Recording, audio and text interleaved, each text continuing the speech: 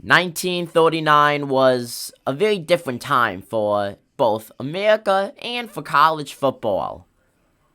On November 11th, 1939, America saw the centenary gentlemen host the Texas Tech Red Raiders for a regular season NCAA college football game.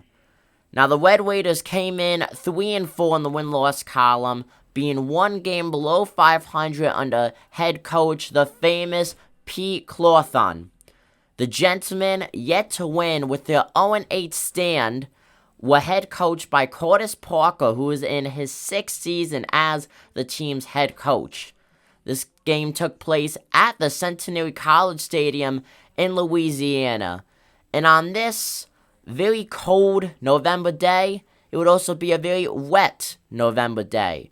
Torrential downpours rained from the sky, making the field essentially incapable to hold a football game, whether it's youth, college, definitely not NFL. But yet, the show went on. A total of 13 records would be broken in this game, as even though it's mostly a forgotten game, it will go down. It has gone down as one of the most weirdest, wildest, and undoubtedly one of the most historic games in NCAA college football history. A total of 77 punts rained from the sky, as both teams did not even try to do a single drive.